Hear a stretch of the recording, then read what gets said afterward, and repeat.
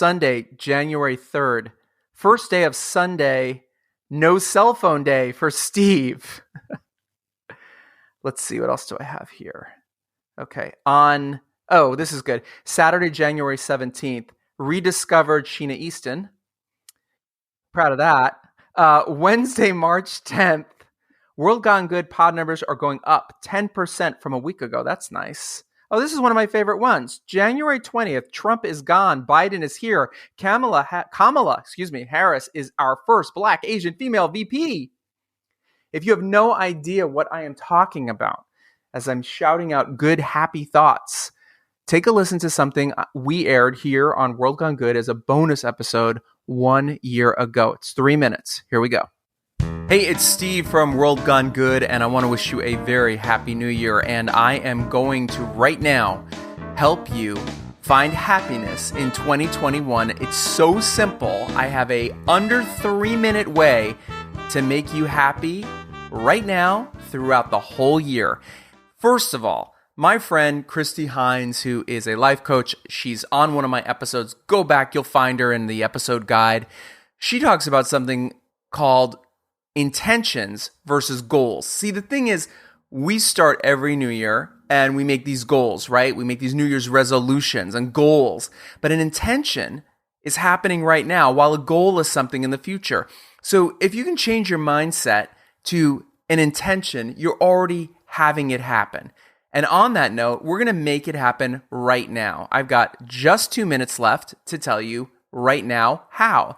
This is what you're going to need. You're going to need a mason jar or a jar of some sort. Might want a lid on it. You're going to need a couple sheets of paper, and you're going to need a pen. What you're going to do see, this is why I don't edit the bonus content, because I screw up. Okay, God, I'm running out of time. Okay, this is what you're going to do. You're going to make this your happy full jar. It's so simple. So simple. This is going to be a jar for the rest of the year, every day, every other day, whenever you feel it. When something happy happens to you, you're going to write it down, take that piece of paper, fold it in half, and put the date on it and throw it in your jar. That's your happy full jar. I call it a happy full jar instead of a happiness, because happy full makes me feel good. And the intention is that you'll feel good for the next 360 plus days. At the end of the year, on December 31st, 2021, you can do what me and my husband have been doing for several years now.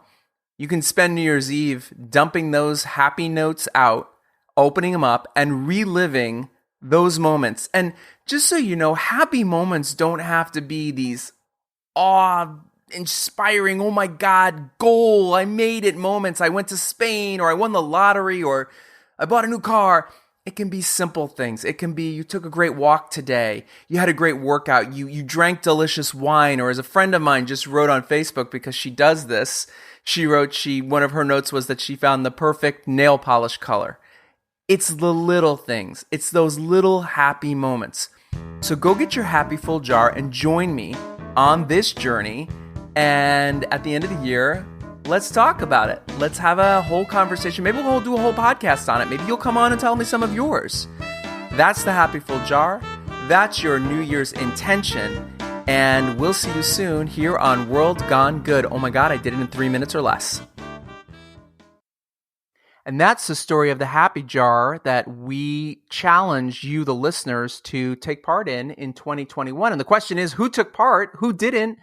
Got a lot to say about that in this wonderful bonus, and I could do it all alone, but instead, I bring back a woman who is about to tie Faith Salie for the most times on this show, her third time back. This is Mari Weiss. Hi, Mari Weiss. Hi, Steve Silverman. Really? I'm up there with Faith Salie?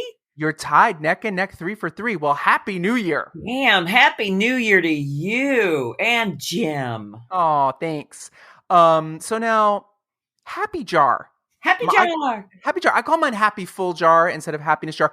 You have a happy jar. When did you start doing a happy jar? Well, so this wonderful man, Jim Cannella. Oh, wait, I think you know him.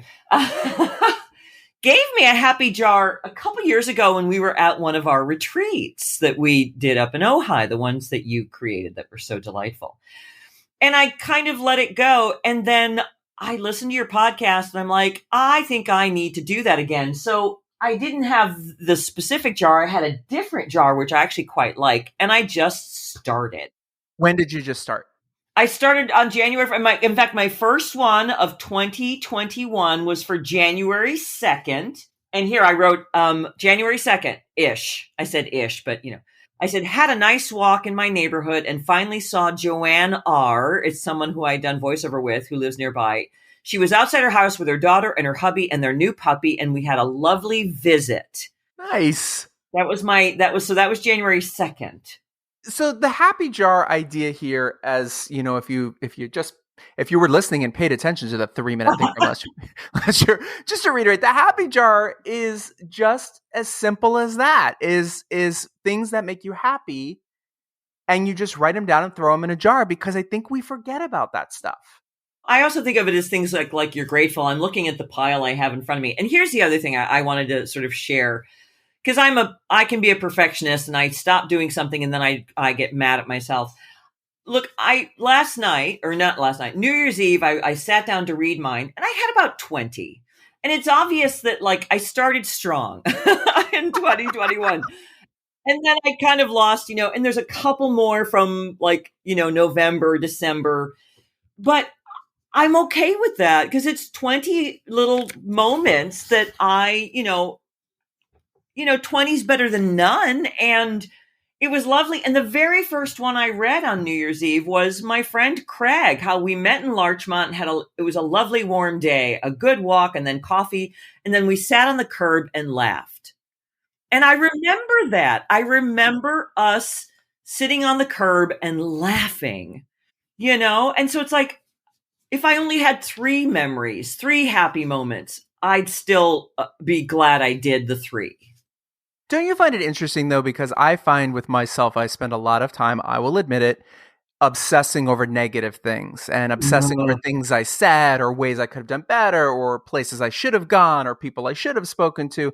And then you reread some of these simple, happy moments and you're like, oh, yeah, I did do that. And it almost brings back that feeling of that made me happy then. Why can't I carry that with me all the time? Why do I need a damn jar? Yes, I tend to, especially right now. I mean, I think a lot of us, first of all, with just the last few years, and I'm at a place with my life and my career where I'm thinking about some really big decisions, and it gets very hard for me not to get overwhelmed. And I'm at a place in my life where I tend to way too often look back and go, God, why didn't I do that thing? Right. Or I haven't done nearly enough with my life. An amazing women like Betty White and Joan Didion leave the planet and leave behind, and I know I ain't Betty White or Joan Didion, but God love them for having been on the planet.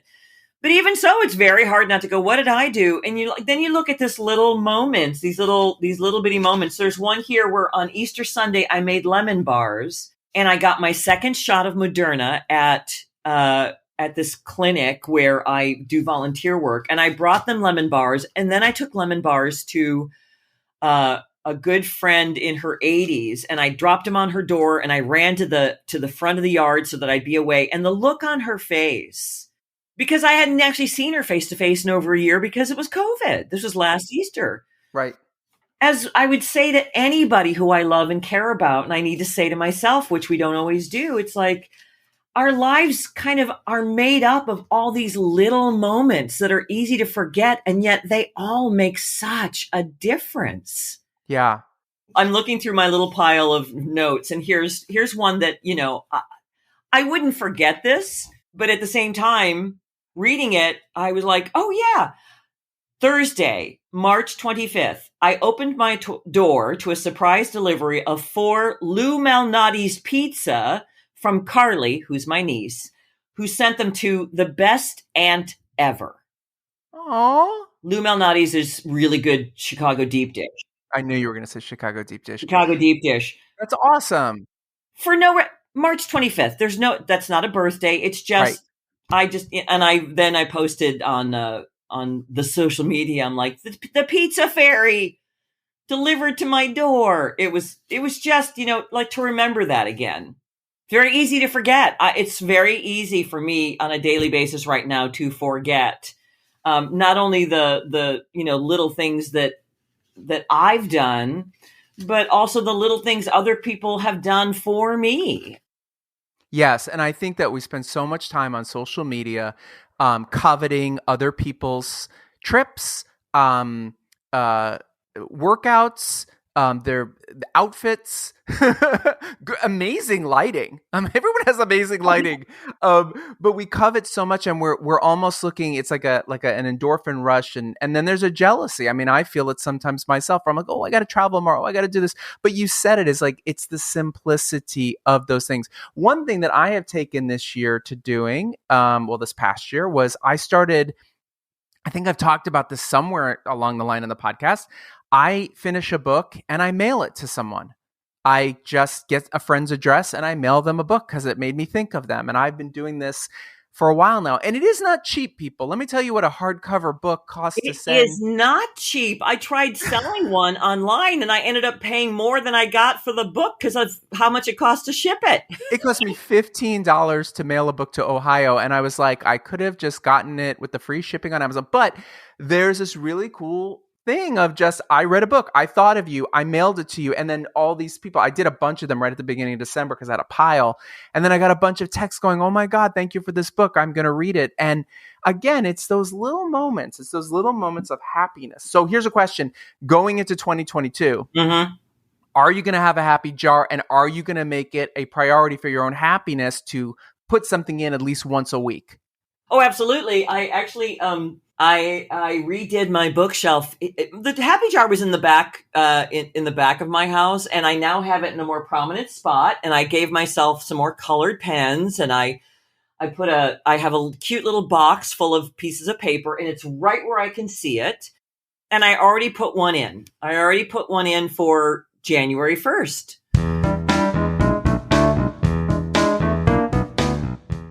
Well, Happy New Year to you and happy 22 I'm having so much trouble between 2022 and 2022. Happy New Year to you, Miss Mary, and many, many happy notes for your jar in the year to come. Thank you very much. And thank you to you for being the one to introduce the happy jar to me. So, my good listener, when are you starting your happy jar for 2022? See, I do know how to say 2022. And a year from now, will you be celebrating with us, me and Mary, as we crack it open and review our happiness of the year? Get on board and get yourself some good. Until then, be good.